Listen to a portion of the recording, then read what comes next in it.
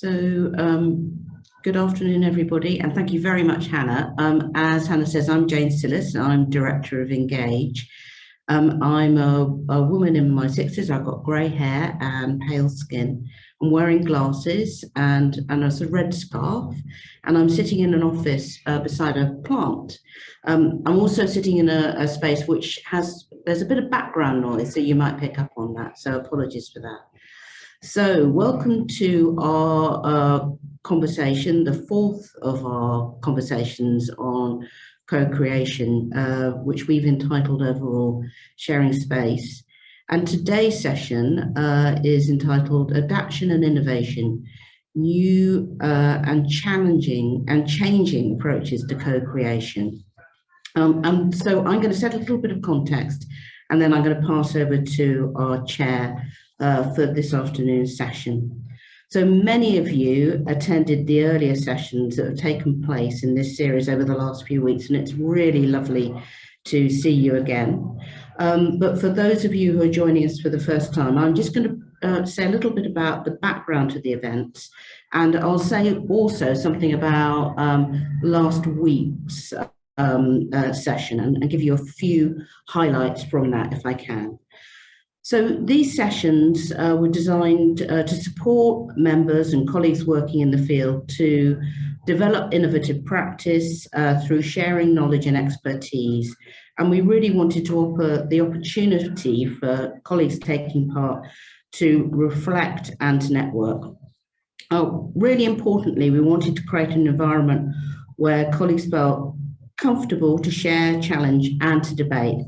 But we feel it's really important at this time when so many of those working in the sector have experienced some really tough times and might be feeling quite vulnerable and burnt out, to be kind to each other. So I think that's something that we really want to remember over the next few hours together. So the aims of these sessions link very, very closely to Engage's revised aim and focus that we arrived at last year through consultation with our members. And our overall objective is to support visual arts engagement and participation and colleagues such as yourself working in this sector. What's been absolutely fabulous about the sessions, both in terms of contributors and participants, and today is no exception, is that colleagues have joined together from across the UK and beyond, and they've included those working in a whole range of different disciplines, which I think is so exciting. So artists, academics, policymakers, and programmers working in education and participation, and much, much more. And that has made and will make for a very exciting and rich debate. During today's session, as we have in previous sessions, we'll also be sharing examples of colleagues' work through short films.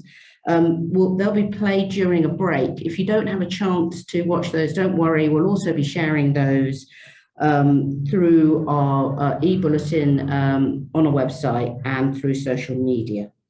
So I'll just touch briefly on some of the themes which were discussed at the last session. So we talked about who is an artist, and can the term include professional artists as well as those who class themselves or are classed as non-professional artists, but people who make artwork. We discussed at length whether those who make art, particularly through co-created projects, should be paid. But then we also discussed how else can those who are involved in co-created arts projects feel and be valued. We also talked a great deal about how non-arts activities such as horticulture and cooking, when they're part of co-created arts projects and when they're being absolutely fabulous as vehicles for generating community cohesion and well-being, if they are also arts activities. And I thought that was fascinating and absolutely, I don't know, just so intriguing and important as a discussion. And we heard about some really exciting examples of authentic, embedded, co-created practice, which had real longevity.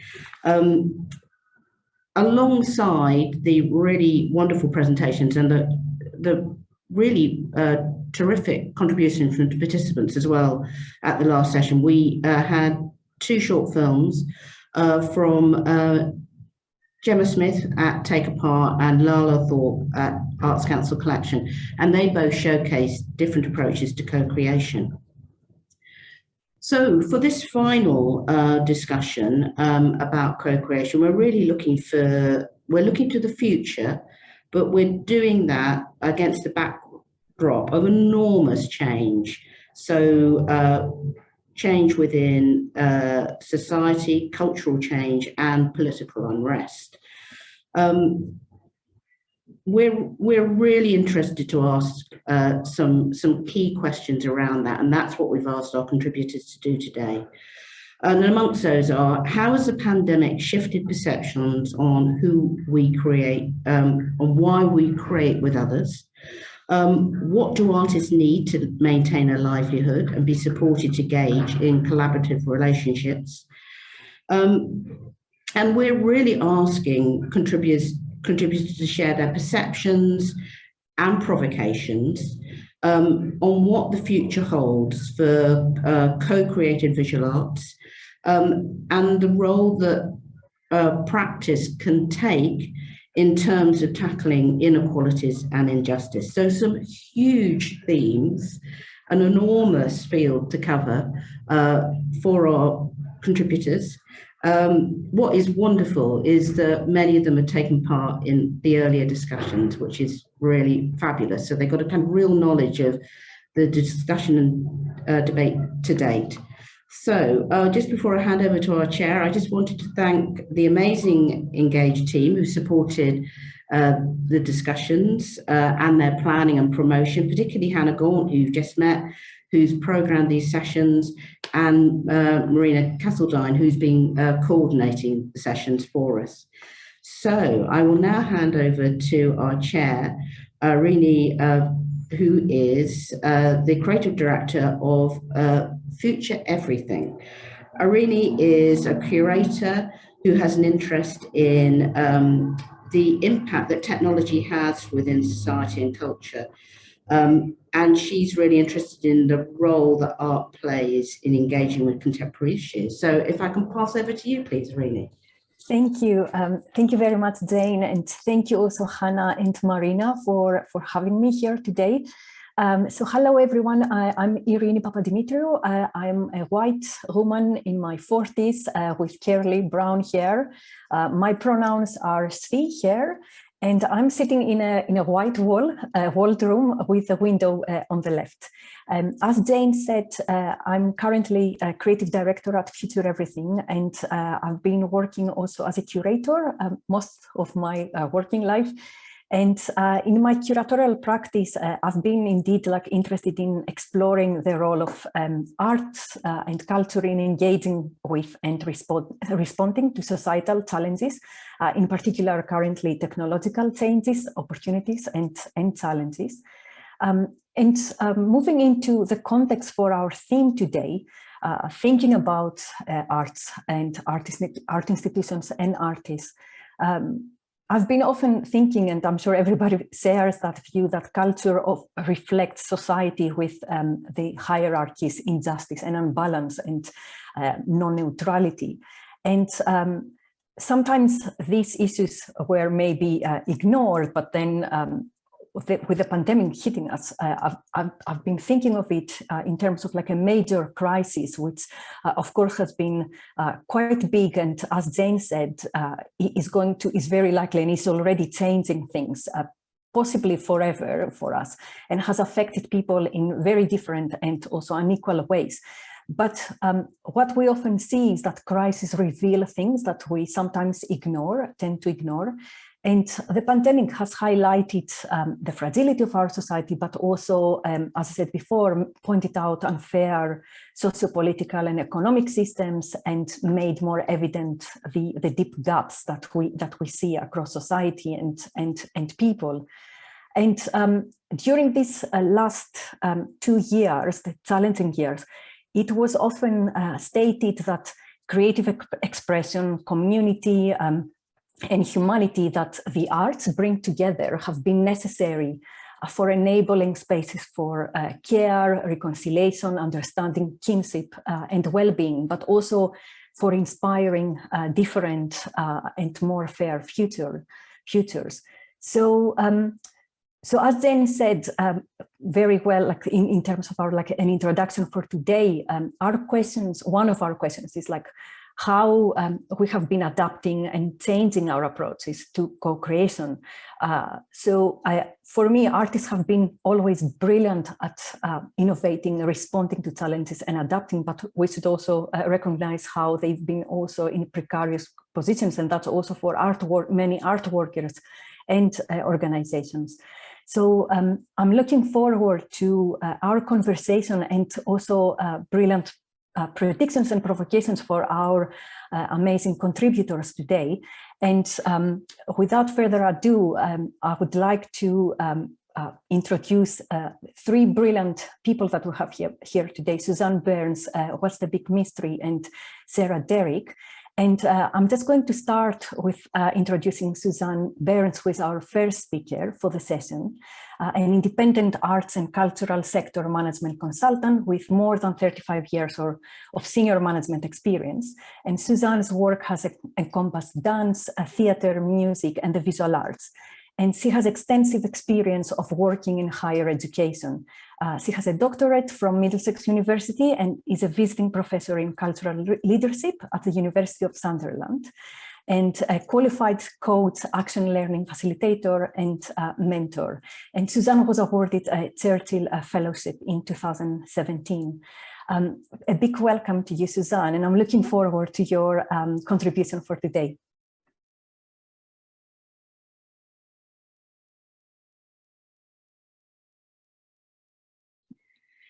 Thank you very much. After 2 years of working digitally, we still forget to unmute. And yeah, so apologies. Afternoon, everybody. It's really nice to be here. I am wearing a grey jumper. I'm a white woman in my mid-60s. I have a plant over my left shoulder, and I have brown hair, and I'm wearing spectacles. My pronouns are she, her. I'm going to share my screen, I hope. And there we go. Okay, I'm going to talk about co-creation in a time of COVID, and that was a wonderful introduction there from Irini with so many things, real rich comments.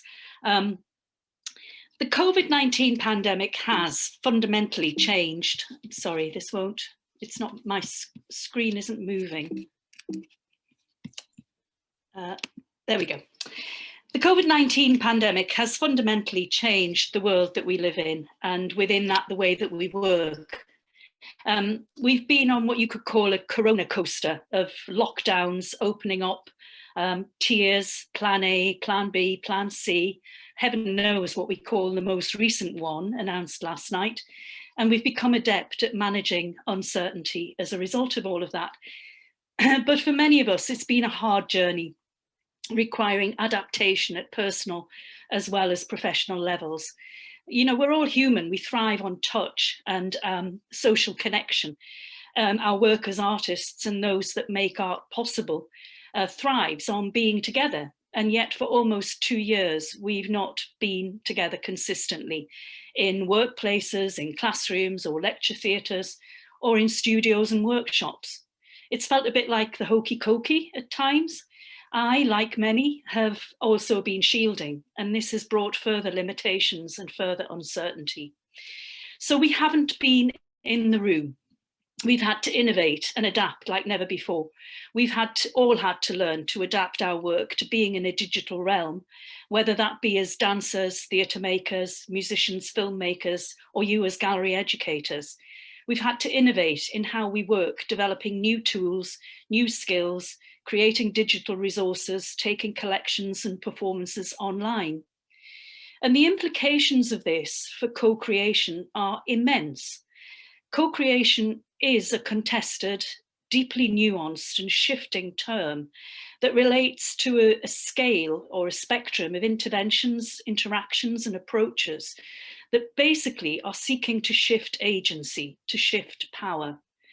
The term is now used so widely and is shifting in meaning as a result of being used to describe already established processes of participation and engagement that aren't necessarily co-created. The working definition used by the Co-Creating Change Network is here on a slide. Co-creation cooperative process, talking about moving away from top-down approach, shifting power, shifting resources, shifting ownership towards the people the work is intended to benefit. And it seems to me that this is quite a helpful explanation of a non-hierarchical way of working that anybody who's involved in co-creation is trying to achieve.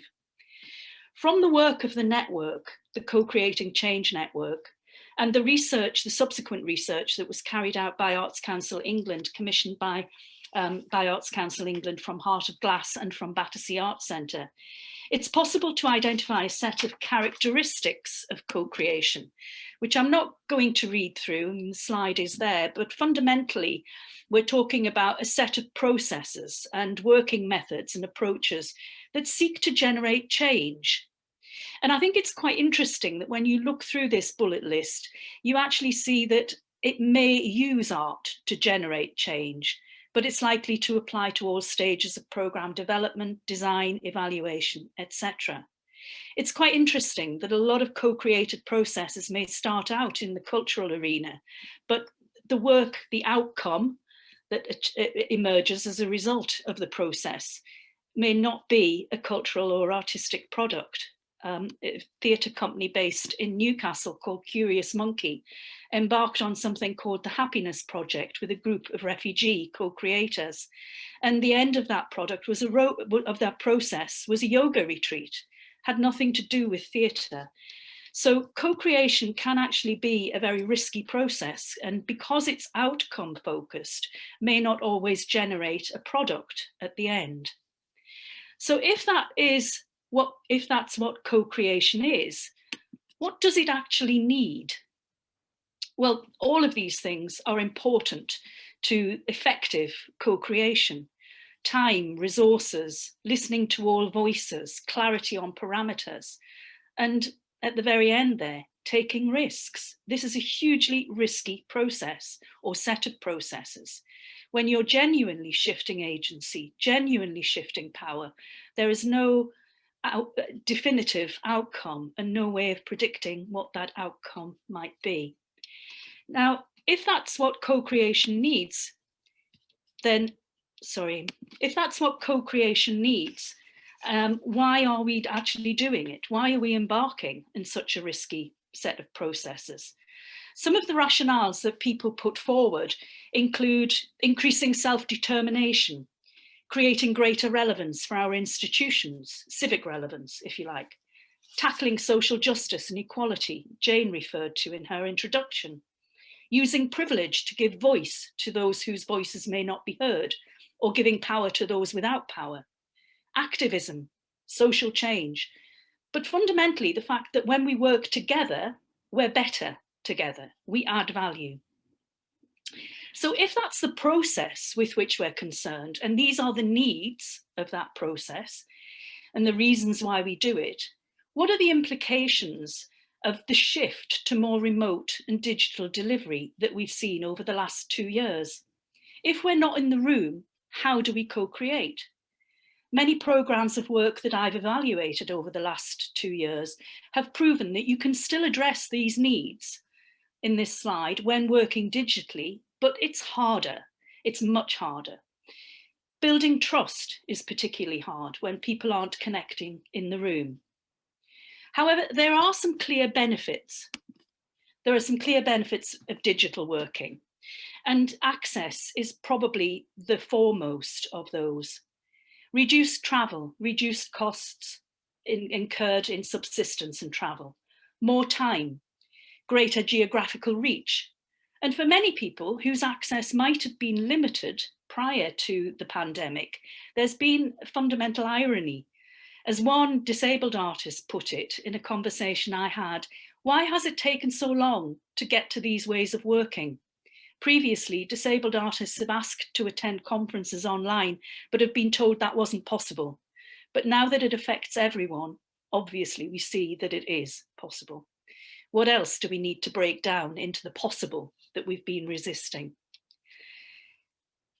There are undoubtedly, though, limits to what we can do online. Not everyone has access to technical resources to take part. Digital poverty is real, whether it be technology, data, equipment, or connectivity. Not everyone has the space at home for a home office or a working space which is separate from a family. And it requires a different kind of energy that many of us are suffering what could now be called Zoom fatigue. So some of this takes us to a second kind of benefit, if you like, of digital working, which is this notion of intimacy. In some senses, the intimacy of being in the room is lost when working digitally, although there is an argument that a different kind of intimacy can be achieved. As one artist put it, Zoom has allowed, in some circumstances, perhaps due to being in our own homes and less mingling, which allowed deeper conversations. So there are benefits, but there are also downsides to it. A third major concern for me around working online to co-create relates to this notion of agency and power, which is so critical to effective co-creation. We ask, where does agency sit when you're working remotely? Who's in control of the setting, the agenda, the room, in inverted commas? When a virtual Zoom room replaces a real building, whose space is it? And if is the space more democratic when your co-creators are in their own home? Or is Zoom a hierarchical medium, a place where someone talks and people listen, like I'm doing now, where we take turns, but where genuine conversation can be actually quite tough? So digital spaces then are no permanent substitute for real spaces. Remote participation is no substitute for face-to-face. The value of sharing a physical space in which we dance together, we make music together, we look at a painting in a filled gallery, we discuss it with others. All of that, all of those benefits override, in some senses, the nature of digital projects. It's clear that we've all been working to continue to co-create in a context where the process is of even greater relevance than ever before, where social change isn't only desirable, but essential to reconstructing and resetting our systems. This isn't simply because of the pandemic, as Jane talked about earlier. The pandemic coincided with so many other events, the Me Too movement, Black Lives Matter, and political shifts to the right, which created an unprecedented backdrop of global social, political, and cultural unrest. The future of co-creation as process is both then self-evident and critical in this context. It's arguable that in recent years, we've seen a major shift towards more socially engaged work in arts and cultural practices, with more and more artists engaged in working in this way. And that's no doubt been amplified by the COVID pandemic. In April 2020, in the midst of the UK's first national lockdown, Arundhati Roy described the pandemic as a portal, a gateway between one world and another. I remain optimistic that we can create a new world within which we can use our learning from the last 2 years. The shock of the pandemic can't be underestimated. Many people have directly suffered. They've been ill. They may have lost people they loved. People have lost work. Young people have lost their futures or their aspired for futures. We've discovered how fragile our whole political, social, economic system is, and we're now facing a further shockwave of the post-Brexit society.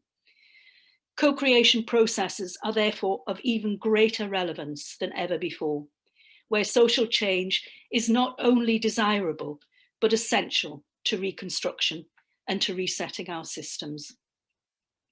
The pandemic has shifted perceptions of how and why we create with others and what we need to do in order to make it happen.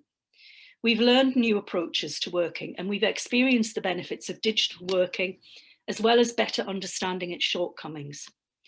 We need to reset and recalibrate so as to make the most of what we now know and not fall into the trap of trying to revert to business as usual, as it won't ever be the same again.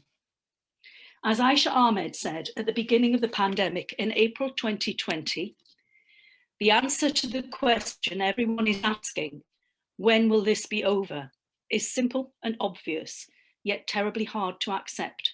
The answer is never. She concludes, the emotionally and spiritually sane response is to prepare to be forever changed. So in moving forward, what do we take with us and what do we leave behind? The future is likely to be hybrid, and we as a sector had better prepare to be forever changed. As a final addendum, and just adding this as a very last minute thing, as someone with a clinical vulnerability, I'm concerned about the so-called return to normal, the opening up of society, the lifting of all restrictions has made me and many others yet more isolated, because while this virus is still with us, we can't afford to risk shops, theatres and public transport where people aren't wearing masks or practicing social distancing. And this is further compounded by the announcements last night that at the end of this month in England, the removal of all compulsory isolation will take place even when people are testing positive with COVID. Freedom for some will mean prison for others. And I hope that our sector, unlike our politicians, can be aware of this vulnerability and respond accordingly as we move forward. The future has to be hybrid, and we as a sector had better prepare to be forever changed. Thank you. Thank you so much, Suzanne, for your brilliant contribution and so many things that I'm sure many people in the room can relate to. But I'm going to keep my questions, and I'm asking everybody to keep their questions for the second part of today's event, which is going to be our conversation. And I'm going to introduce our second speaker, What's the Big Mystery, aka Priya Mistry, multidisciplinary artist, socially engaged worker, and creative producer straddling visual performance and live art. And What's the Big Mysteries work generates much needed discourse to the topics of disability, mental health, feminist politics, identity, sex, and queerness. They deconstruct language, exploring sensory, non-word-based vocabularies, whilst rethinking objects as functional bodies and investigating human bodies as cultural propositions. I would like to say a big welcome to What's the Big Mystery, and the floor is yours. Thank you. Hello. Okay, it's strange to hear one's own voice. So I'll begin just by saying, I work under the name What's the Big Mystery, but yes, my name is Priya. My pronouns are she, her, they, or them. And I am, what do I look like currently? I have a sort of blue top and a yellow top and another blue top on. I'm a female and non-binary identifying woman who, which may sound like a clash, but you know, that's okay. And I've got brown skin and I'm from South Indian descent. My hair is sort of blonde, sort of yellow, and has roots coming forth. And I've got a long blue earring and an earring with a circle, which has a triangle cut out. Behind me is the world map, or the upside down map, or one might say the right way round map. So I'm going to just kind of like jump into the presentation. I am going to switch my video off, but I am going to share with you a presentation because there's nothing to see here, but there will be on your screens in just a moment. I do want to just say that I will perhaps have a tendency to keep my video off unless I'm in dialogue directly or answering questions, because that is a sort of neurodiverse access need that I have. So I am listening and I am here. Okay, I'm going to pop my video off and then I am going to screen share. This will be interesting.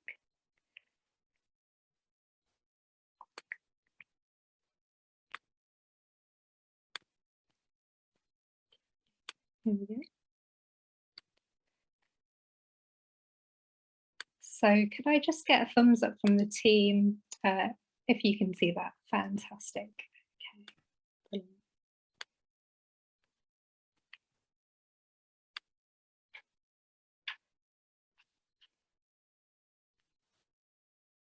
Okay, so first of all, I'm just going to share for a moment this article that I wrote a little while ago, and I'm going to read a really specific extract from it. And today I'm mostly going to be talking from example about things that I've been involved in, practices that I'm aware of, other practitioners that I'm connected to. It's all going to make sense as we go along. So this article can be found on the Unlimited website. The article's called Declaring Climate Emergency, Not Just Woke Words, at the bottom of an email. For now, I'm going to pop on a slideshow and just talk to you.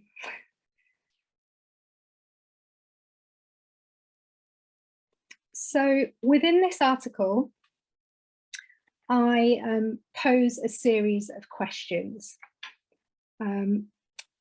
And those questions include, what if flexible working allowed you to be a digital nomad? If universal basic income replaced incomes as we know them now? What if we all had a 3 or 4 day week instead of 5? What if the country just shut up shop 1 day a week everywhere? What if annual leave was 120 days and not 28? What could you do with all that time? And what is time? Just bear in mind that standardized time was first adopted in Britain in the 1840s by railway companies. And that was just so that we could know when a train would arrive and leave. So what I'm asking is, what if we didn't base our decisions on that which we deem to be most efficient or productive or fast, but instead based it around what gave us the greatest quality of life, the greatest well-being? And just to question really whether efficiency is really efficient.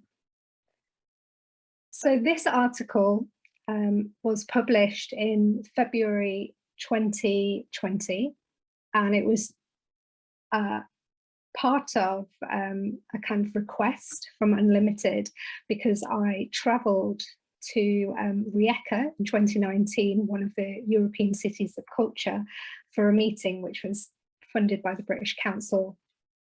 And but I said, I'm not going to be getting a flight, I'm going to be travelling over land and sea to get there. So they went, that's great, we'd love to do that. We thought about it, but we're not going to do that this time. And but you are, so maybe you could write an article and tell us all about it. So I did, and amidst that article, I posed those questions. The article was published then just before I left on my next adventure, which was to go to Australia, which I was also attempting to do over land and sea. I left on, wow, almost 2 years to the day coming up. So on February the 15th.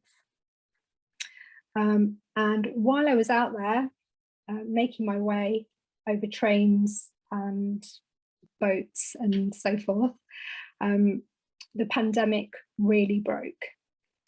So I got to Far East Russia, so basically the absolute other side of Russia, which involved a 7-day train, non-stop, apart from some breathers just to get off the train, and 7 time zones in 7 days. And then I had to make the difficult decision to bridge my trip with a flight, because I was meant to get on a cargo ship, but it wasn't possible due to the pandemic. So I flew to Northern Australia and got a series of trains going down. And then instead of spending a short period of time in Australia on residency, which was the plan, and to see some work, I was stuck there for 6 months. These are the images from that trip. They sort of track the journey that I took across that period of time. And the reason why I did the trip in this way was because people were talking about climate emergency. I was getting a lot of emails, and at the bottom of emails from arts folk, it would say, "I declare climate emergency." And I would think, well, that's great, but what are you doing about it? So this residency was funded by a DYCP, but I should make clear that my traveling over there in this way was not, wasn't covered by the DYCP. I chose to do it. I chose to do it this way in order to say, okay, well, if we really want to have a more sustainable arts practice, if we want to be more sustainable in the arts, what is it going to take, and is it viable? And so that's the way in which I embarked on the journey. Okay, so I'm gonna just pause this.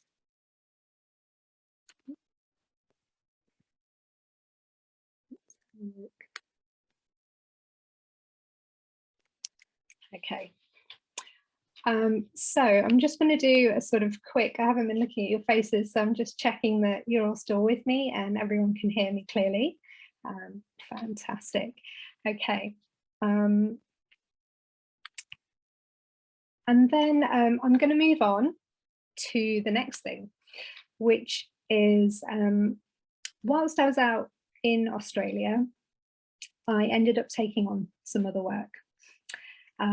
And as part of that, I felt it was a moment in which I could sort of bring about something that we really needed, I felt, which was, you know, how are we going to go forward into the future? And I knew of a few organisations and practitioners that I felt were doing this really well. And so I organised an online event called Glitter and Guilds, and I invited 3 organisations or 3 setups that were working to do this in very different ways. And Glitter and Guilds is something that I deemed to be really necessary, and I thought it was necessary before the pandemic. And I just felt that it had come to the forefront of other people's minds in this sense. And it's inspired by workers' cooperative structures, artist guilds, environmentally sort of sustainable practices, and the spirit of collective or member-led structures. As part of this, I invited Kitty's Laundrette, which is here, which is Liverpool based, the Portland Inn Project, which is in Stoke-on-Trent, and then Contact Theatre's Young People's Initiative, which is like a really specific thing that they do, which is based in Manchester. You'll notice that all the organisations are based in northwest England, and that was a deliberate decision as well. So I'd just like you to bear in mind that context.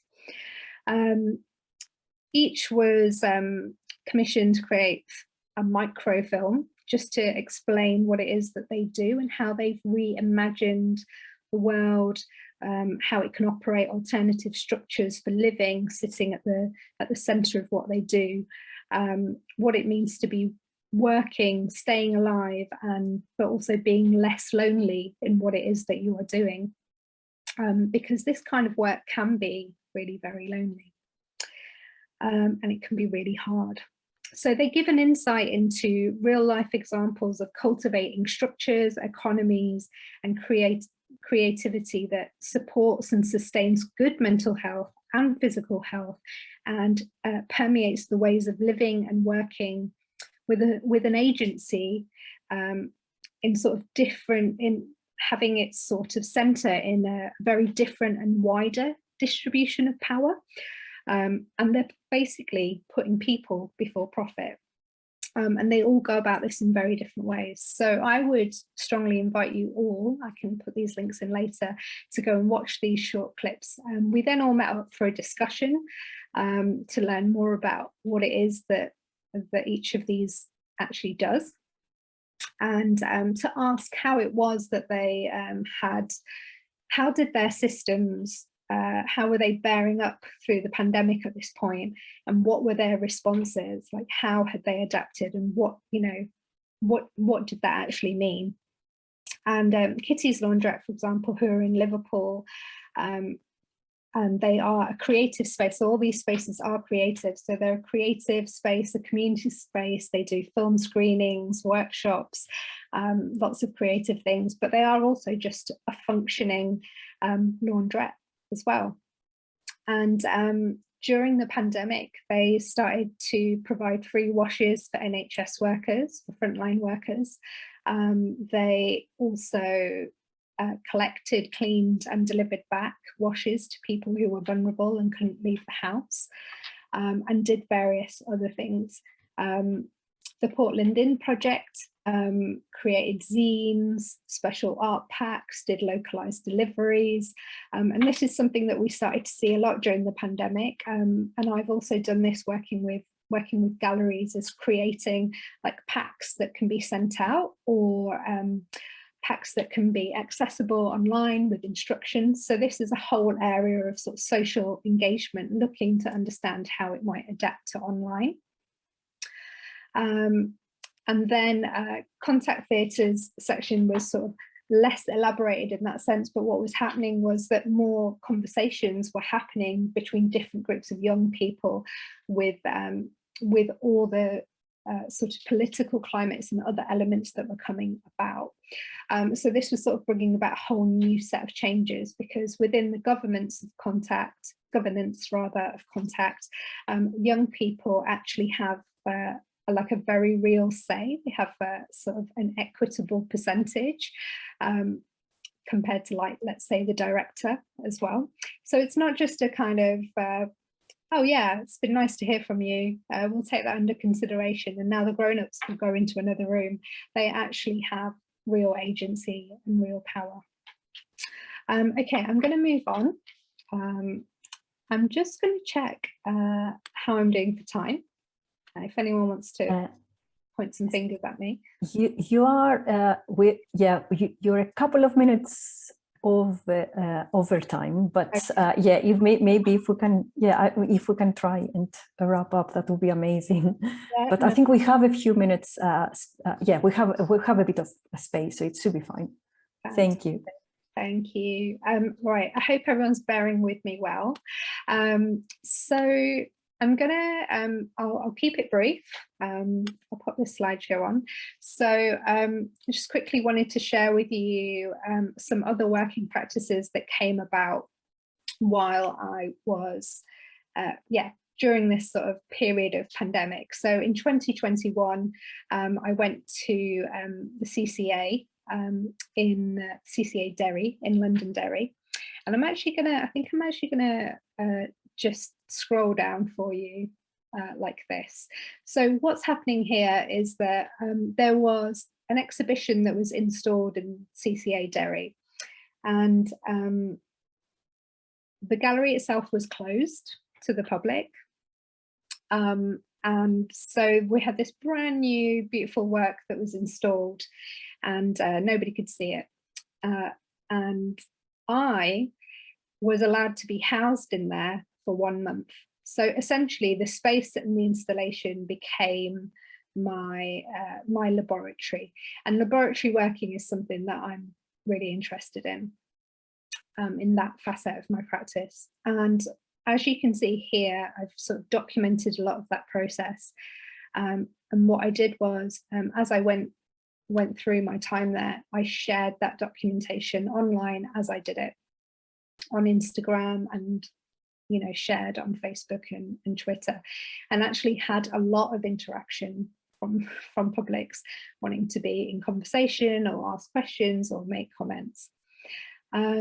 And this is like unprecedented, because normally this is not the kind of time or space an artist who straddles this sphere of performance and visual art would ever be allowed to have. So this is quite a unique thing that happened whilst I was there. You don't need to see that. That's just an example of some of the extensive schools work that came from that thereafter. So this is like a template of some materials that were created for schools workshops in collaboration with CCA Derry that could be done when I wasn't there in a remote way. I also did a session with the tutors to talk them through how this might be delivered and what was important about it. Because when an artist can't actually be there to deliver something, there's something that's really missing. There's a whole set of skills, there's a way that it's delivered, a way that it's done. It's really nuanced to engage young people in this way, or engage people indeed. I'm going to curb it, and this is the last thing I think I'm gonna show you just at this moment in time, and just sort of swing back round a wee bit. So what I'm showing you is that this sort of way of sharing practice online and being in dialogue with people isn't new to me, and this is one particular event called the Sunday Assemblage that I did with Rebecca Davies. And what happened here is that we sort of had a day, sort of open laboratory day, where we really hadn't planned what we were doing. We kind of had this very loose plan and then invited people, and then we would kind of see what happened. And it's inspired by Sunday Assembly, which is sort of a secular gathering that sort of stands in place of something like a Sunday Mass or the equivalent. It was open to all, but it was a kind of a twist. So we had lots of materials in the room, and this super vague plan about what we were or weren't doing, and a sort of time by which we would finish. So myself and Rebecca are there, and then anyone else in the images are just people who came along. So just to conclude, I'm just going to say, recently I reposted this, and Rebecca and I had a small exchange on Facebook, and I thought it was a nice way of just reflecting on this sort of facet of co-creating, adapting, how one thinks about audiences in different ways. So Rebecca said, actually, Rebecca said, actually, all of this was quite a good way of spinning, flexing institutional governance or structure, like a totally absurd approach to rethinking power and decision making. I wasn't sure what we were doing at the time, but looking back, I think this is what it was. And I said, I'd add, even our very loose plan for the day was anti-structure. We set up a lot of invitations without knowing exactly what we were offering, other than the resource of ourselves, the space, and whatever was in it at the time and an end time. There was a fair bit of embracing of whatever would come. There was not leading, there was leading, there was occupying and morphing of spaces, mixing of roles, there was autonomy, there was encounters, there were brief communities, communal making. We also evaded one coherent logic in the space, like one straight set of rules. We definitely didn't decide on anything that was particularly detailed on the outset. which gave rise to a possible mutiny.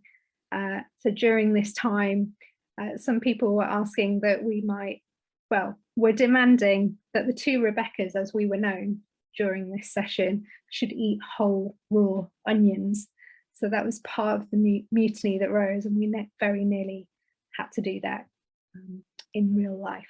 Rebecca concludes by saying, "Thank you for arranging that we work together in this way. It's lovely to revisit, and it's very prescient for me right now, thinking constantly about our governance structure, fluidity on the Portland Inn project." And Rebecca was, of course, part of Glitter and Guild. I'm going to take a moment to stop sharing. I just wanted to say one thing that I missed relating to the online elements is that what started happening for me in my practice is that online is something I deliberately introduced a few years ago that involved sharing practice and sharing sort of work as it came about. And this was so that it was accessible to all. I've received a lot of feedback from people who couldn't leave the house, people who had social anxieties, people who struggled with their well-being. And so this integrated approach is something that, that I've been doing for a while. So during this year of pandemic, I've had cause to say, welcome to my world, because I'm also one of those people some of the time who can't leave the house, who will struggle. So I think there's a lot to be said here. And my sort of provocation was perhaps, at the beginning about if we really change our conditions. I'm going to stop because I feel that we probably need to. I hope that's useful.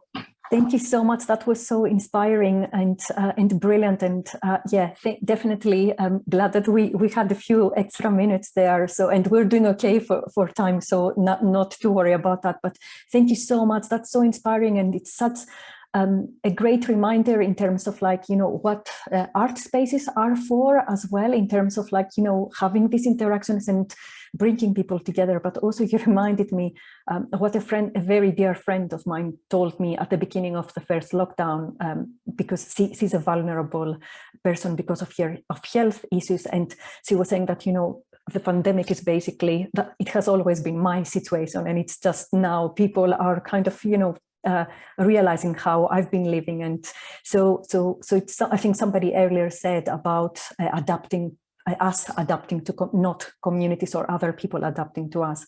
Thank you so much. I'm just going to now introduce our third speaker for today, Sarah Derrick, who has over 30 years experience of developing, delivering and evaluating museum and gallery learning activity, working with and through diverse audiences and organizations such as Creative Scotland, Tate Gallery, Royal Albert Memorial Museum, Kettle's Yard, Glasgow 1999 Year of Architecture and Design, and many, many more.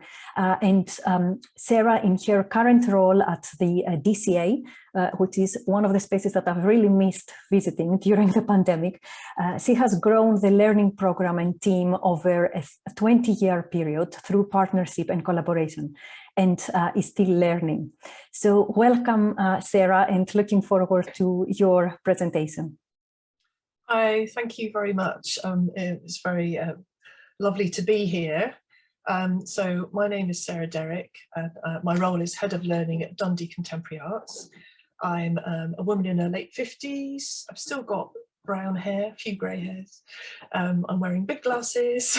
I'm very pale skinned. And if you saw me in person, I'd be very tall, very large person. And I'm sat in my spare room at home in a very domestic setting, which is rather strange doing a conference like this. So my pronouns are she and her. And following on from previous speakers and previous conversations, I don't think I need to say much more about the context in which we're working and the conditions for co-creation. I think I'm just going to dive in and be very, very practical.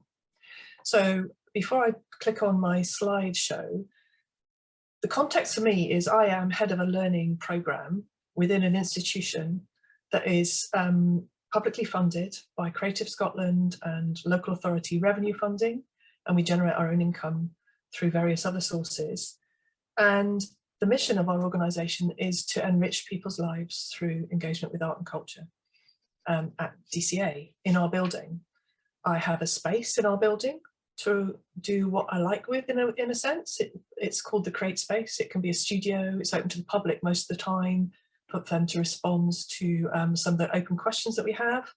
And so those are constraints under which I have been working.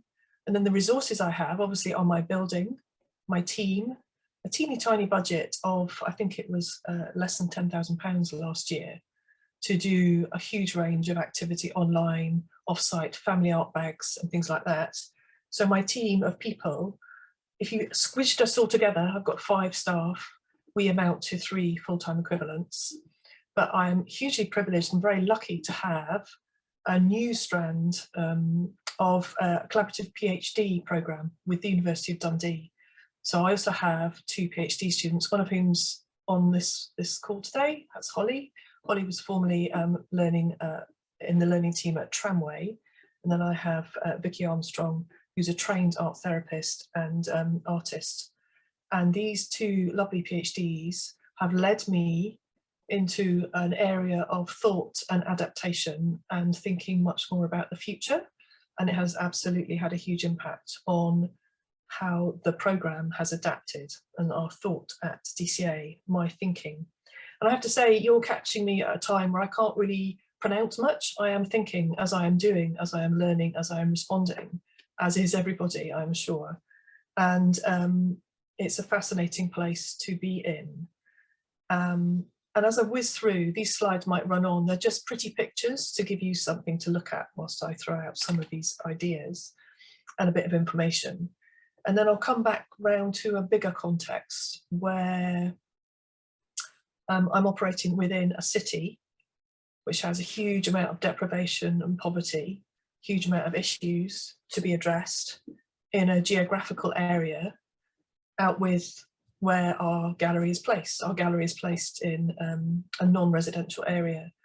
And that notion of how do you extend your context, push the barriers and present opportunities for co-creation off-site is a constant conundrum for me. So I'm going to click on these slides.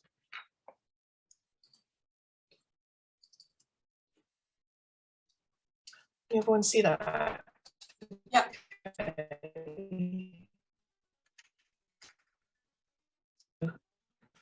In my institution, sorry, that's the first slide there I am. I'm still learning about the room, if you like.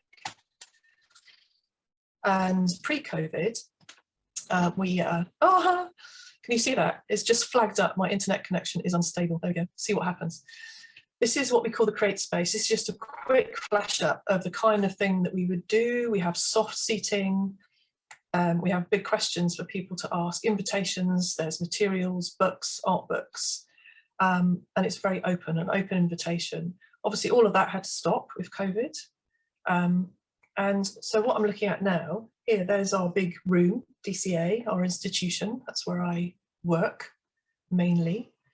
The top right image is our gallery, Gallery 1, one of our main galleries. And I think I'll talk a little bit about why that's adapted. And then down below is a little person making a mess. And this is what we have been doing with Art at the Start, our PhD collaboration. We have switched our focus to parents and wee ones, parents who had babies during lockdown, parents who are isolated. Woo, these are going very fast. Isolated through various issues. And we've been working with community partners for many, many years. So this is just one example of us working through Dundee International Women's Centre and Dundee Amana Centre, for a resource centre for Muslim women. And this is Ala and her wee baby, who was born in lockdown, who hadn't seen another baby until she was able to come into our gallery because she felt it was a big, empty, secure, safe, but friendly and inspiring space at our invitation to meet some other mums and just see what we could do as part of our PhD, Vicky Armstrong's work. Down the bottom there, if you want to look at what Art at the Start are doing, there's a lot of resources. But basically, the question that Vicky is posing is, what's the impact of art making on the social well-being of infants, and how can shared arts experiences build a strong attachment? So we're talking about early attachment between parent and babies. So my focus has gone from being all things to all people down to parent and baby 0 to 3. So that was one instant adaptation that we made. And because we have the luxury of a resource building that was well ventilated, we have been working with tiny groups of 2, 4, I think the most was 6 during this period when we were allowed to have people in the building. And Vicky, being a trained art therapist, has been doing art therapy. And this is a great step for me, because over my many years as a sort of learning officer in various roles in and out of institutions, I've said I don't do art therapy. Art therapy isn't what we do. That's a whole different profession, but what we do has therapeutic outcomes. Now we have been doing art therapy in the gallery, in the building, because there was a need for it. And Vicky has made the case for this to me, and the evidence is coming through that it has a huge impact on parents and wee ones. So we're going for formative years, wee ones, given the conditions of COVID, to try and support, families become more cohesive. The International Women's Centre has a lovely family support group, and so does the Amina Centre. And having done numerous activities, each family had a box of art materials and an invitation to make things and how-tos, and we tried some online workshops, which were surprisingly successful. But at every opportunity, folk were invited into our place, into our room, into our gallery, and the gallery was given over to learning for, I can't remember, time is so stretchy, September last year we were able to reopen. I can't remember, yes. And then again April this past year, 2021. So it's a bit like that COVID coaster. But anyway, this is Gallery 1, which normally houses contemporary art. The programme at DCA is to present contemporary international art or emerging Scottish artists. And we didn't know what to call it. We don't know if we were good at naming our space, but we called it the Create Space, a place to see, think and make together. And we've actually got, you can see the in and out arrows on the floor, and the way that we've used plants to actually encourage people to follow the one-way system and things like that. We have no idea how much people would love seeing plants in a gallery, something so basic. And that whole hierarchy around what space is used for, how people view a gallery or an art centre, little things like that help to break down some of those barriers. And people fed back, they loved the light, they loved the space, they loved the whiteness, it was relaxing, it was calming, they absolutely loved the plants. So these are little sort of byproducts of adapting our gallery from being a contemporary exhibition space to being a space where people were exploring how they were feeling and thinking about making and creating and the processes of art making, but starting with parents and wee ones. The exhibition that we reopened with last year, again, like many galleries, had sat without an audience for 9 months, by Emma Talbot. This is Emma Talbot. This is a close-up of one of her beautiful fabric paintings. And she'd been contemplating our screwed up world. And this sort of image with these floating figures and flowing natural forms. Emma talks a lot about our landscape and our history. The sort of human relationship, interrelationship between our environment, our natural environment and ourselves. And that connected with how we kind of thought about our gallery space. So our gallery space became a connecting space for families. And obviously this is a family with older children, but when we weren't doing the smaller art therapy and family support group sessions, it was open to the public to come in. And you can see we did our little art bags, which everybody else did, individual art bags to keep things safe. And it was interesting. Dads came in a lot more. Families came in together. Words got out that it was safe, it was free, it was a lovely space to be in, and people came in and they made things and they gave us some feedback. And Holly has been analysing the feedback cards that we received from people. We asked questions like, what's important for you today? And what has changed as a result of you coming to this space today. And Holly's done a report about that, which is fascinating. And sometimes it works. So there's the family working, and here is an example. That's our gallery as a sort of creating space working. We tried to move it more into a studio space with one of our very long-term collaborative projects with National Health Service, Tayside. These are all adults isolated by long-term health conditions. And although they loved the space, it wasn't cozy, they didn't feel together, they still felt isolated. You can absolutely see that in this image here. The gallery seems like a much colder space here. So we're thinking about all these things.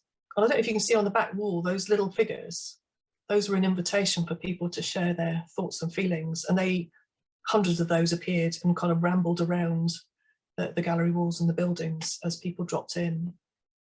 So as a learning team, we've taken all these experiences and the idea of changing a gallery space into maybe a creating space, a meeting space. We still couldn't really do much to the floor and the walls, so it was still white and grey, but I think it was interesting that people actually enjoyed that at the time, coming out into a safe space that was bright and light and not like home. But we kind of made our own universe, and here's a drop-in activity from prior years, and I love this. Somebody said they've made their own gateway to DCA Universe. And I think we've got to somehow be a bit careful about our institutional views. I'm trying to be careful about my view. We've created a DCA Universe here, and we're focusing very closely on families and children aged 0 to 3 and building that early attachment through art, thinking about art therapy, changing these things.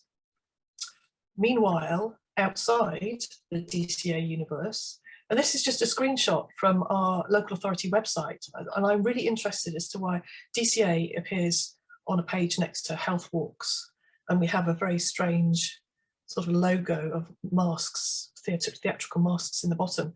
But we are part of an ecology in Dundee. We are part of an ecology of other cultural bodies, other cultures, and our local authority is a possible partner, could be more of a partner other than just giving us money. And all the staff and the volunteers and the third sector bodies and the charitable organisations and the churches that are supporting people out and about in Dundee, that's not necessarily part of our DCA Universe in the gallery.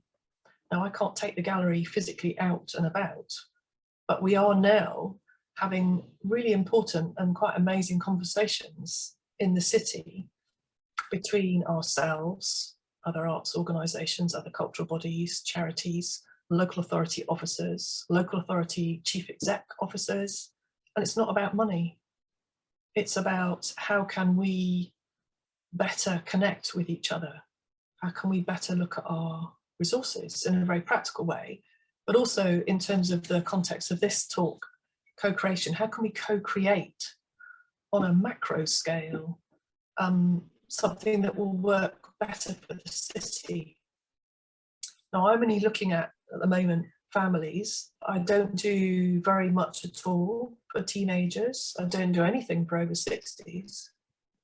I have consciously said I can't do that at the moment because I'm focusing on this area, and I'm starting to map what's happening for families across the city with other organisations, and it's happening at chief exec level and at little charity level. And I've used this slide here. Obviously, this is an institutional DCA red T-shirt with our See, Think, Make, Do sort of ethos statement on it. And we're looking out into the community. We're not quite mingling with them yet, but we're thinking about it. How do we make this better? How do we better share and make our resources spread wider, deeper, more evenly? But I'm not doing it for everybody. I cannot be all things to all people. I'm focusing on families at the moment and children under 5. So I'm taking a very small view, but bringing it out to a macro level, if that makes sense, as an adaptation to COVID and as a response to all those statements about building back better, which I hate, and reset and recover and reopen, but we're doing it together. We're trying to co-create a better environment across a city, which I think's very ambitious. It's not easy having these conversations because, again, the hierarchy around power, who's in a building-based institution and who's not. But we've started that conversation as a result, absolutely, of COVID, and as a result of the PhD evidencing the massive impacts that what we can do can have on families if you start aged 0 to 3. I could talk for hours. We have so much evidence, but I'm stopping there. I hope that was interesting. So we've gone from little tiny people through our building out to macro. Thank you so much, Sarah. And I'm sorry to interrupt you, but yeah, that's perfect timing because we're about to go to a break. Can you hear me? Yes, we can, Irene. Thank you. Brilliant. Thank you so much, Sarah. That was such an interesting and inspiring presentation, and great to hear about your brilliant work at the DCA. So just wanted to thank our 3 amazing speakers today, and just want a very brief reminder that we have now 20 minutes, am I right, for a comfort break. And welcome back, everyone. I hope you had a chance to view the brilliant videos by John and Emily. Thank you so much, John and Emily, for your great work, for sharing it during the break. I just wanted to say a big thank you again to Suzanne, What's the Big Mystery, Priya, and Sarah for your insightful presentations, and you gave us so much food for thought. And I wanted to encourage everyone to please post your questions to the chat. If you can, please add question at the beginning so that we don't miss it during the conversation. So we have about 30 minutes for discussion now, which is great. And I'm still trying to absorb all the brilliant things that you mentioned from sharing your work and practices, and giving us like an insight into alternative structures for creation as well, but what happens when we open up artistic practices in different ways. Also, Suzanne, just thinking what you were talking about in terms of like how we co-create and what we need to co-create in terms of like commitment to shifting power, transparency, honesty, civic relevance, something that of course also like Sarah mentioned in terms of the work at the DCA, and the need and the essence of like social change as well. And I've been thinking that these are things that, you know, we need to adopt like in terms of like across the arts and as in art institutions as well. And how do we make that happen? How would you encourage people to kind of to open up like more spaces like that, and also arts organizations to work with artists more like this. On the other hand, I'm aware that of like the precariousness of many art spaces and also art workers and artists as well. And we did lose quite a lot of spaces during the pandemic, like as a result of the pandemic, but also like many artists and art workers have lost their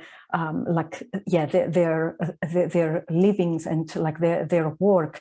And I'm just thinking like on what you were sharing, like what's the big mystery as well. Your work is so essential and so needed in terms of like, you know, engaging with difficult questions, and it's something that I wish, you know, I could see more like art institutions to support as well, artists with as well. So I was wondering, just to start our conversation, how just seeing like on the one hand that we're still navigating like some difficult situations, some challenging situations as well, and also like the reality of like, you know, organizations having to put up with funding cuts and respond, and also with like staff cuts, etc. Like, what would you put, like, what would you suggest, like, in terms of like as practices for people to come together to enable more of this work to happen? Yeah, for art organizations, artists, for art workers, for communities, for everyone. I don't know if that's, I know this is a big question to start with, but maybe something that we can start thinking about. I don't know who wants to start. I'm happy to kick off, because I think it was quite interesting that as three presenters, we were representing, if you like, different places, different spaces in the ecology. You know, Sarah talking from the point of view of an institution, and What's the Mystery talking, you know, from your artistic practice. And I suppose I'm coming in more from a kind of commentator, researcher, consultant perspective. So I thought that was quite interesting, that we were looking at this notion of co-creation through those different lenses. But that there were some common threads between the three of us in terms of the notion of invitation, you know, inviting and providing that open-endedness, that openness, in both in terms of space, in terms of activity, and in terms of the spaces that we can create as commentators and consultants too. And I also felt that there was something really interesting around what Priya said, the open-endedness of the pandemic, allowing space for innovation. And Sarah furthered that in terms of, you know, the reflection, the thinking time, and the journey that you were still on. And I think that seems to me to be the key to, perhaps to your question, Irene, that it's about us kind of continuing, not losing that as we move forward, not going back into the kind of the hamster wheels that we were on, but continuing to reflect, continuing to think, trying to keep the journey open, and working more collaboratively in this kind of, in a more cross-sector way. And I don't just mean that in terms of working with the health sector or the education sector, but working with one another in ways that we have been able to do during the pandemic, because the pause button was pressed. So I guess I'm just advocating not losing that space, not losing that time for reflection, and not falling into the trap of going back to the way it was, I suppose. I don't know whether that answers your question. It's just yeah, definitely. Oh, sorry. What's the big mystery? Yeah, you can call me Priya. That's fine. I guess in response to your question, I would say, first of all, you know, why should audiences or participants come to your space? Like, that is not a given.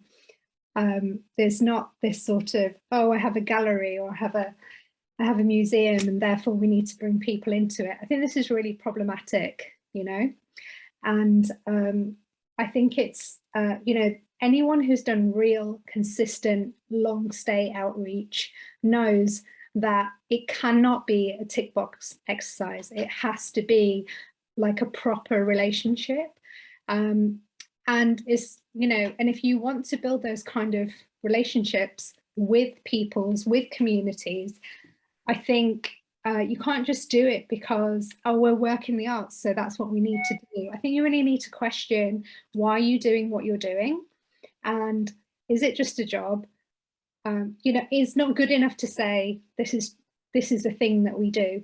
So I think there's a real thing about relevance, your position. If you do have a building, you know, do you need a building to do the work that you need to do, right? This is a real question, you know. So some of it, so just to say, I'm an artist and a socially engaged worker, but I'm also a creative producer as well. And I look for spaces that are appropriate to work with people, and I do it for appropriate reasons. I have questions behind that work, and I don't assume that I have the knowledge.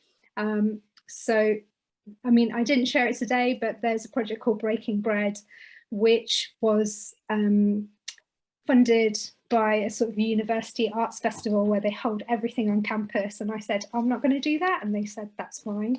And I held this particular event at the secular hall because it's secular, because it has a kitchen, and because it has another space where people could be safe in a space. And then we had various dialogues with organisations, and eventually we mainly had people who were LGBTQI+ and people of colour. But during that conversation, they said, we noticed that you were reaching out to different organisations, including other BIPOC organisations. And if you have people from the Afro-Caribbean Centre, we can't come. And I said, oh, right, okay. And they said, because there are people in our group who are also part of that community, but that community does not know that they identify as queer in these particular ways, and that would be really dangerous for them. So it's like, there are I could go into that so in so many ways, but in that instance, I didn't need a gallery, and it wouldn't have necessarily been appropriate. I wouldn't expect those people to come to an academic institute and come into that environment. Why would I do that, So I think there's a real assumption about, I would just ask people to question the validity of the work that they do, the space that they use, and what the purpose of that space is, and who is really holding the power in that space, and how much of the time, people are just ignoring who's holding the power. So also what I would say to that is that I make a conscious decision to largely work with member-led organisations, alternative structures, and I don't do one-offs. I have long relationships with them. We talk about doing one thing, we talk about doing a number of things. And when the pandemic kicked off, they were the quickest people to pay me before I'd done any work at all. They said, here you are, here's your money. And that's how it should be. And that's what I did with the money that I had as well. But not only that, we had a dialogue about the work that we had planned to do, and we were able to sort of say, we said, well, what is needed? What do we need now? Do we need to change that, and be flexible? Some of those organisations like the New Bridge Project or TOMA at the other MA have cohorts of artists. And in particular with TOMA, it's built in a way that is a cohort of artists who might also be parents, have daytime jobs, be carers. That's the whole point of that cohort, is that people that normally wouldn't be able to access that can access this cohort relationship. And part of the cohort is not just to be individuals that share a studio, but actually assist each other in practice. So they are a community. There's like a fundamental facet of what they do. So my question is always, well, what can I do for this community? What is it that is needed in this moment, And during the pandemic, I did versions of a workshop of a work that was already, like a project of work I was already thinking about, called The Body as a Vessel, and just asking if, and I'll bring this round, but like asking if do we all, this was before the pandemic, do we all need to be a little bit more psycho? Do we all need to be a little bit more shamanic, a little bit more imagined? Do we need to find ways of being together and expressing ourselves? Because I have to ask the question, what is that? There is space everywhere for every kind of expression of creativity, and all the nooks and crannies that should totally exist, including things that don't speak to anybody else other than yourself. But also, there is this thing about, oh, it's called co-creation, oh, it's called socially engaged art, oh, and then there's that other art. But do you know what? It's art. One could say art is also synonymous with culture. It's not always, there are many definitions within that, but culture is essentially a way for one to express whatever's going on with you. But there are also ways of us being together. Like this is that we're not coming up with something new here.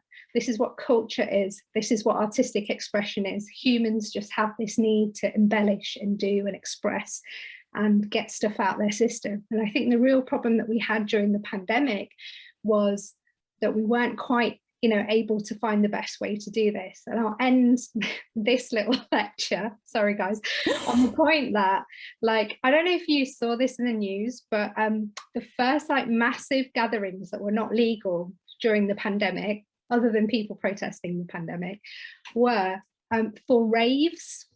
So like there was a rave in France, and there was like raves in London, and you know, this was not like let's break the rules by having a really big dinner party. There was it was like this need to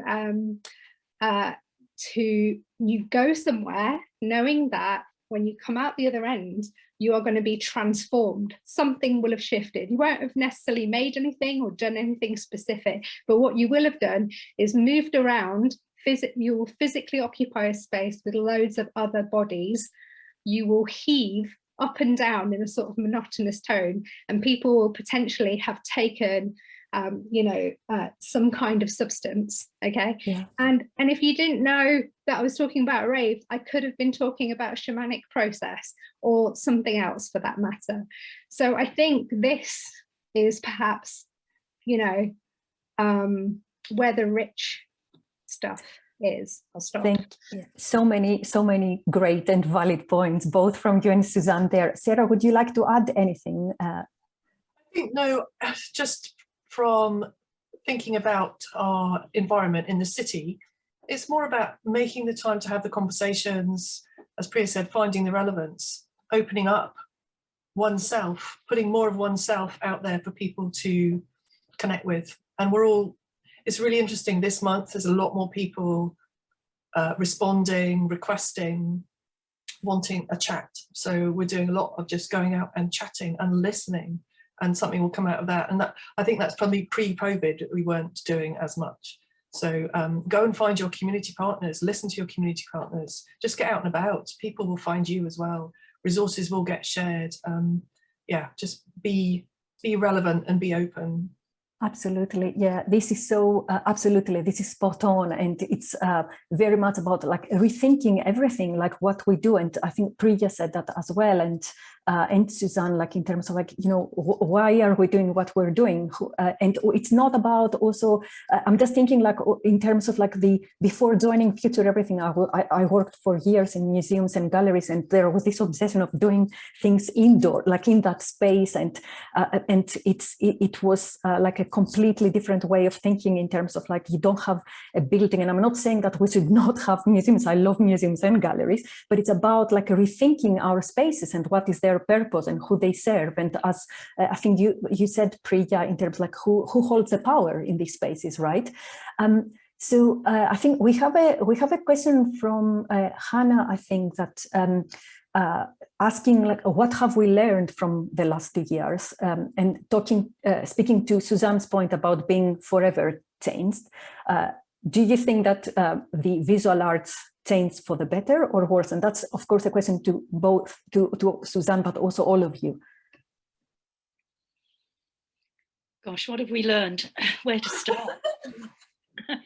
I think probably one of the big things, and I'm speaking, I suppose I'm kind of acknowledging DCA and as an institution and the way in which you've responded, Sarah, during the pandemic here.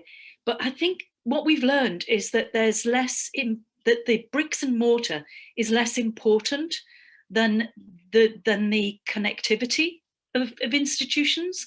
And those institutions that sat back and kind of protected their bricks and mortar, not just in the visual arts, but in the performing arts too, are now really struggling for relevance. And I think those institutions that actually knew that they were more than bricks and mortar in terms of their relevance to their communities, that's what we've learned. And we've learned the value of our smaller organizations, the value of independent artists, the value and the need to support those artists, and to support them to be artists, as opposed to commissioning them to fulfill a particular project. And they're the kind of things that I think we've learned and that we have to hold on to. You know, I think about the work that Strike a Light have been doing down in Gloucester, where they literally did commission artists to just be artists. There was no commission involved. They weren't saying, we'll give you £5,000 to do X. They were saying, we'll give you £5,000. Now work.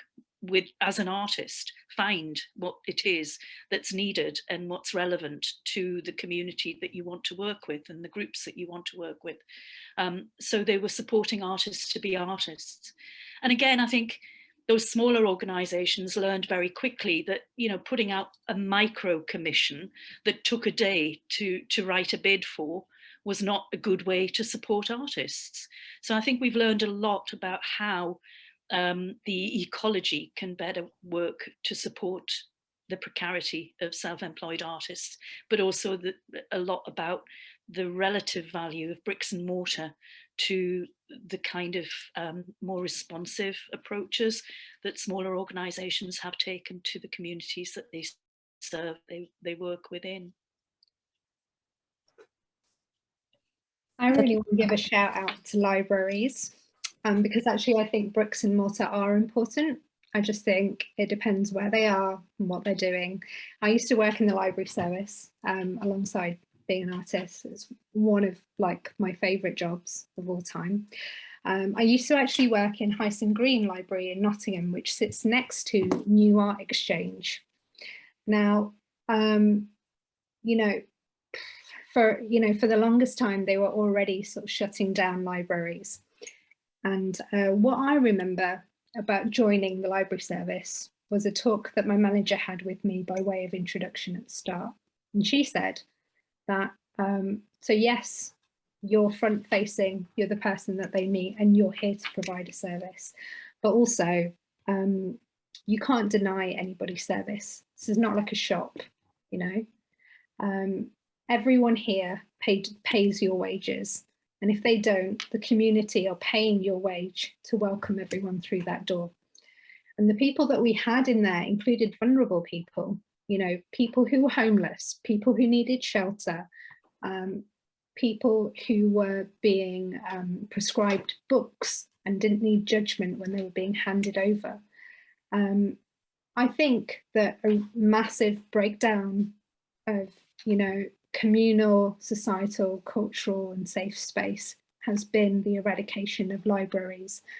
And people in library staff were continually being made to do other jobs, you know, like, you know, you're always the first point of welcome for people who are migrating, people who need access to technology, people who have to fill in forms for jobs, for housing, people who are just having children and they need to find some way of having some sort of support in other spaces.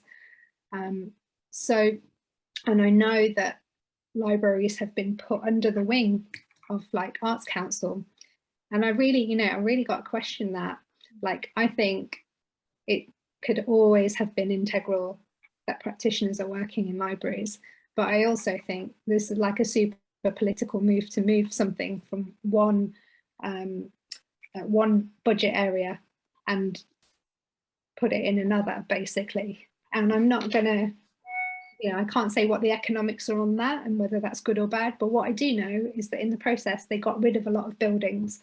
They sold them, made money from them, and they've become something else. And over the pandemic, they probably shut down, who knows, right?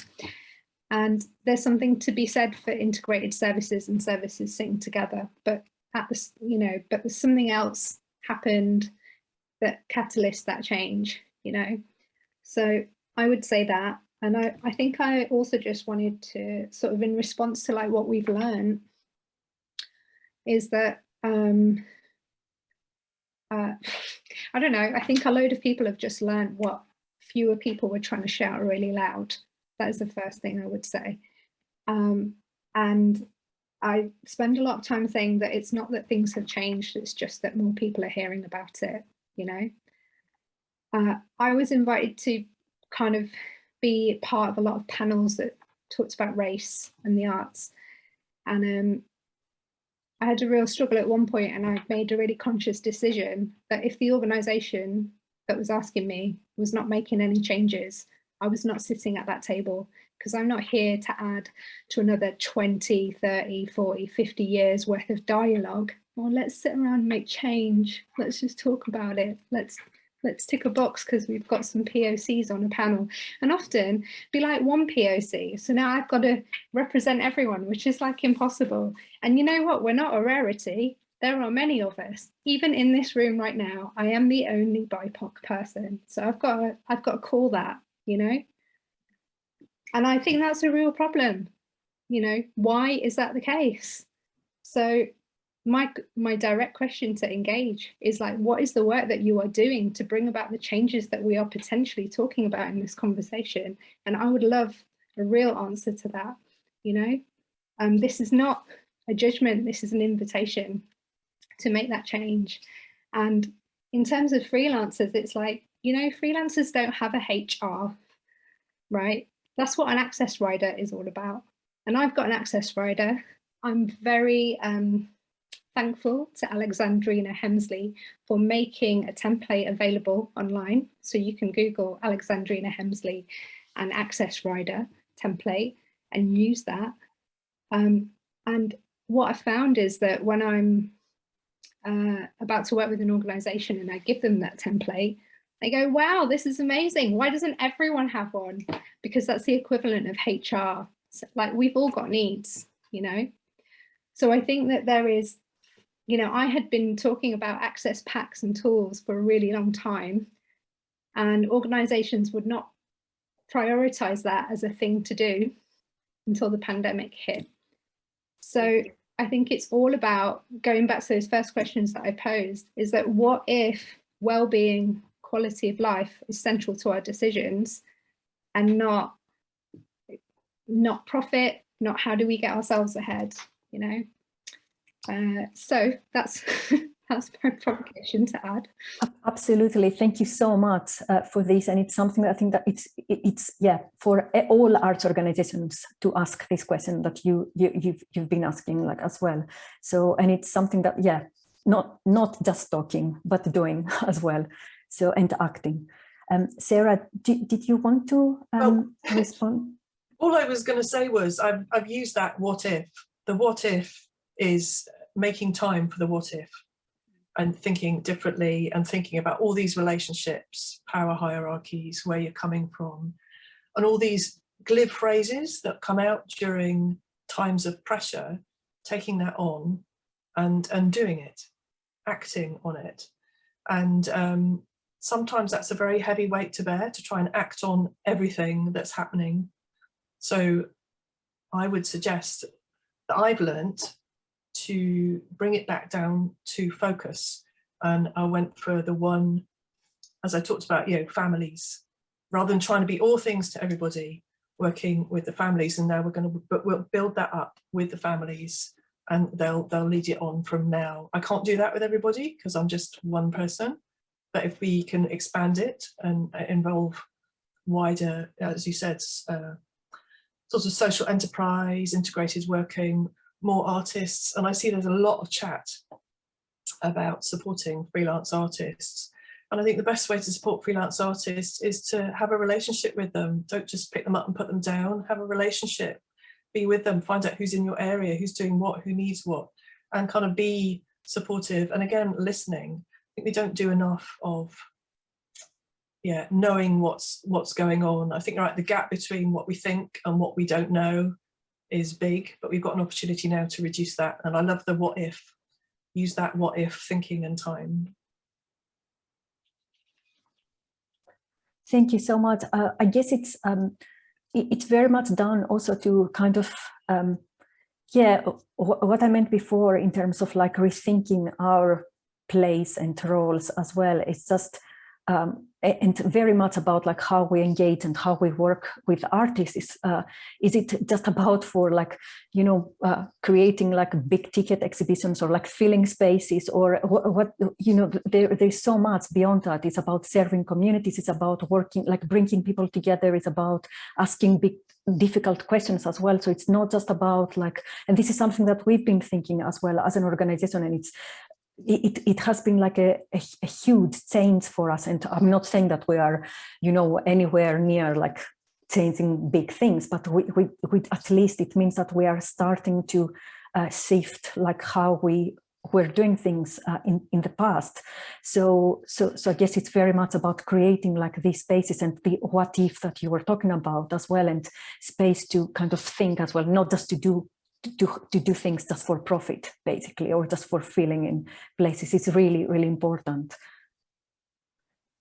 I think we are about. I think we just need to bring this this conversation to an end. I don't know if you have any more comments to share with our audience, but we are going otherwise to spend some time in breakout rooms and have more conversations with everyone in together, being together and reflecting on your amazing provocations and thoughtful presentations.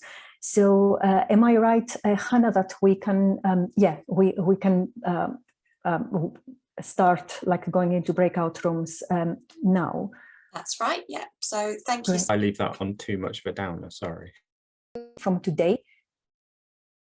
So so just to go back, the focus of our session today was to consider the future of co-creation, responding especially to challenges, socio-political unrest, hierarchies and injustice. And we heard from our brilliant contributors how co-creation can enable spaces that serve people, spaces that create valuable exchanges, breaking boundaries, giving voice, in a sort, very briefly, spaces that do care. So how do we move forward, and how can we enable urgent and much needed work following the inspiring examples that Priya, Sarah and Suzanne shared today? Maybe by rethinking our place and role as cultural institutions and question who we really serve. Maybe by taking a step back and asking ourselves, what if we start doing things differently? For example, what if innovation and progress is really about care and respect of people, environment and places, not about fast growth and profit? So how about we rethink our principles, our values, our vision from now on? I have always believed that artists can play a significant role in helping us see the bigger picture, question society and how we operate as a society, but also they can open up ways to think, for us to think in new narratives and trajectories and with different perspectives, potentially enabling us to understand the possibility of futures created with mutual care and respect for all. And seeing work of artists like Priya helps to confirm this and gives me hope. And the past few months, I've been using often a quote by Olivia Leng in Funny Weather, Art in an Emergency, that I hope you don't mind me mentioning here closing today. So she says, we are so often told that art can't really change anything, but I think it can. It shapes our ethical landscapes. It opens us to the interior lives of others. It is a training ground for possibility. It makes plain inequalities and it offers other ways of living. So with these, I would like to just close and also say, Priya, Suzanne and Sarah, thank you so much for your contributions today, for your insightful work, and also for helping me think differently today. And I'm sure everyone else in the room. And also I would like to say a big thank you to Jane, Hannah and Marina for hosting this great series of conversations and for inviting us today. That's it from me, I guess. Thank you very much, Ronnie, that was fantastic. I'm just going to say a few closing remarks, but also, first of all, I really wanted to thank our amazing contributors and also all of you for participating, and the absolutely amazing discussion and dialogue which went on in the breakout sessions and also is happening in the chat and on social media. So thank you so much for that. I've really enjoyed this afternoon, but also it's been you have done just what I had hoped, which has been really provocative, and I think that's so important. And actually, in some ways, that is also unsettling, but in a really brilliant way, because we face the most challenging times, and the last 2 years has made that super evident. So, Priya, I particularly valued your provocation, and I'll come on to that in a moment, and say something about the small steps Engage with other cultural organisations are trying to make. So. Suzanne, I thought it was fantastic hearing that, what you had to say about the value of physical space, but also how much can happen digitally and how there's real value to digital. But actually, you, in a really brilliant way,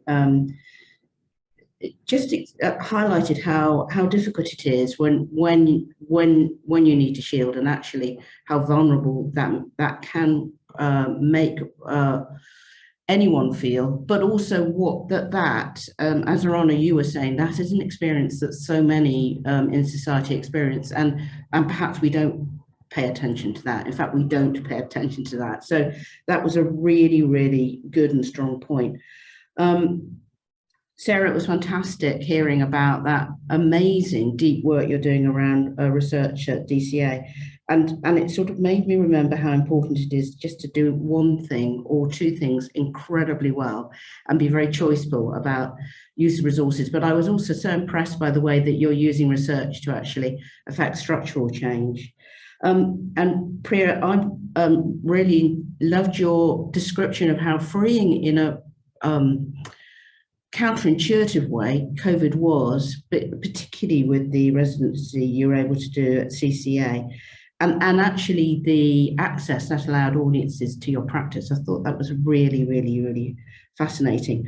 So all of you talked about the precarity of the visual arts workforce, and in particular freelancers. And that's something that Engage and other organisations who work with artists, particularly AN and CVAN, and organisations across the UK are super aware of, and working really hard to raise the government's awareness of. I think that's really, really important, because I think there's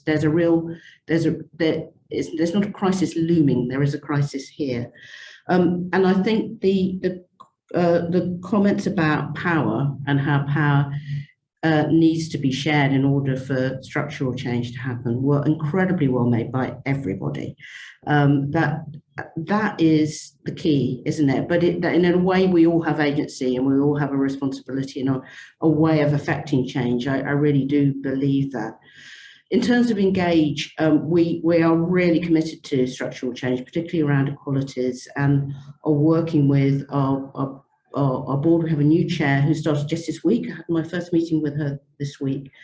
And we're looking at the culture of the organisation, and we're looking at the makeup of our board, our teams, those we work with. And we're actually seeing the programme as a key way of looking at and addressing issues of equalities. And I hope that you'll be able to see in a small way that across these discussions and conversations, but of course the much broader range of Engage's programmes right across the UK as well. But I know that our steps are small, and we really welcome challenge and want to respond to those challenges. Provocation is good and discomfort is good in my book. So just a few other comments. I'd really like to thank you, Ronnie, for chairing today. You've done a fantastic job. Well done, really brilliant. I'd love to thank the Engage team. If Marina Castledine is here, I'll introduce her to say a few words about the resource that she is collating for us. Is she still with us? And would you like to say something? Otherwise, I can very briefly. I'm quite happy to. Thanks, Jane. It's been wonderful to be present across all 4 conversations. And have the chance to speak at the end. So I'm going to take you up on that, if that's all right. I heard in one of the breakout sessions discussion about the younger generation and stepping aside and leaving space for them, which is exactly what I've been doing in my own career. And so I'd like to bring my daughter into this conversation. She works for a systems change organisation, and caught me just before I started work this morning. We were both drinking coffees and connecting virtually, and discussing what our day held. And I said that I was pulling together on behalf of Engage a document that brought together all your thoughts and reflections from across the series. And she said, "Oh, you're doing an insights document. That's what you're creating. It's an insights document." And I thought that description was spot on. So in honour of her and the younger generation, and a better use of language than I had, I will be pulling together your insights from across all 4 conversations, and I will be doing that from the chat as well, but there will be a final opportunity to contribute to that through the evaluation survey that will be sent out to you. So if you feel there are projects perhaps that we've missed, that we should be referencing, external links, I'm not asking for a big amount of your time, but if there are things that you would like to see included in that insights document, then please use that as an opportunity to let us know. Engage is a members organisation. It's by and for those people in it. So if we want to make change, then let's do that together. And I look forward to sharing that with you at a later date. Thanks, Jane. Thank you, Marina. That's fantastic. And you said that really eloquently, so that's brilliant. And I really echo that sentiment about all of us learning together. I think that's really super important. And that was always the intention of these discussions. So your generosity in terms of what you shared already, and then actually responding to the evaluation that we'll circulate it will really help us as we begin to plan programs with you, particularly through colleagues and some of you here who are part of council, about Engage and future programs. So I'd just like to say another big thank you to the team, and particularly to Hannah, who with our previous creative producer, Alison Unsworth, has programmed this series of events, but also to the rest of the Engage team who've contributed ideas, but lots and lots of practical support as well. And thank you so much for spending the last few hours with us. And for those of you who've been with us since January, for spending a couple of days with us, actually. It's been really exciting. Thank you very much.